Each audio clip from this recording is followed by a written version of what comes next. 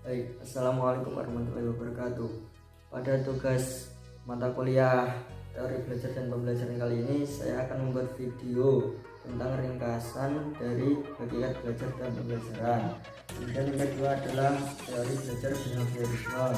Yang ketiga adalah teori belajar kognitivisme. Kemudian yang keempat teori belajar konstruktivisme. Dan yang kelima adalah teori belajar humanistik. Dan yang terakhir adalah faktor yang mempengaruhi belajar siswa SMA. Langsung saja, yang pertama adalah hakikat belajar dan pembelajaran. Nah, apa itu belajar? Belajar merupakan akibat adanya interaksi antara stimulus dan respon. Nah, seseorang bisa dikatakan belajar apabila dia bisa menunjukkan perubahan perilakunya kepada orang lain, sedangkan pembelajaran sendiri merupakan suatu kegiatan yang dilakukan seorang guru dengan semaksimal mungkin sehingga dapat merubah tingkah laku peserta didik ke arah lebih baik. Kemudian yang kedua adalah teori belajar behaviorisme. Teori belajar behaviorisme yang dianut oleh Gibbs dan Berlin merupakan teori pembelajaran yang mengamati adanya perubahan perilaku akibat adanya stimulus dan respon. Nah, contohnya ketika guru memberikan studi kasus kepada murid, secara tidak langsung guru tersebut telah memberikan stimulus, dan kemudian ketika murid mendengarkan dan berpikir, itu artinya murid tersebut telah merespon stimulus yang diberikan oleh guru tersebut. Kemudian yang ketiga adalah teori kognitivisme.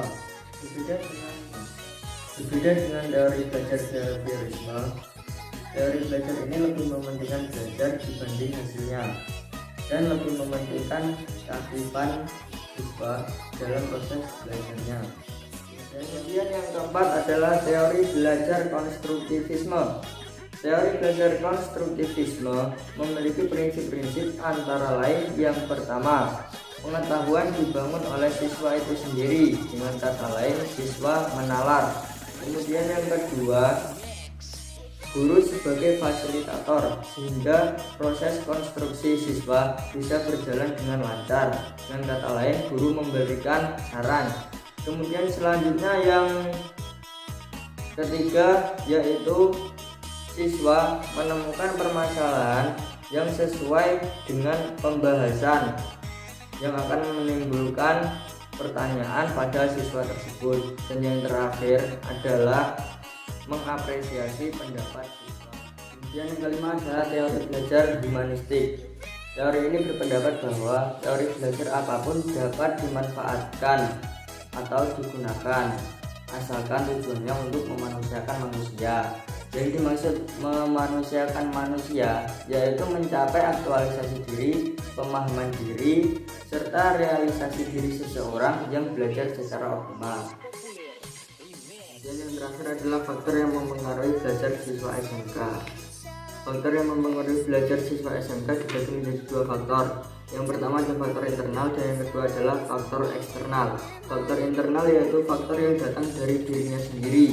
Contohnya pada faktor fisiologis, yaitu jika jasmani seorang siswa itu rendah, maka pada saat guru memberikan materi pembelajarannya, siswa tersebut akan mudah bosan dan mengantuk karena faktor jasmaninya yang lemah atau rendah, sehingga materi yang disampaikan oleh guru akan sulit diterima dan dikelola oleh siswa tersebut. Dan yang kedua adalah faktor eksternal. Faktor eksternal yaitu faktor yang berpengaruh dari luar diri siswa itu sendiri. Faktor eksternal ini berasal dari orang tua, sekolahan, dan faktor dari masyarakat. Contohnya faktor dari masyarakat yaitu pergaulan yang terlalu bebas. Jika siswa itu bergaul di lingkungan yang salah, maka pergaulan tersebut akan menghalangi atau mempengaruhi proses belajar siswa tersebut.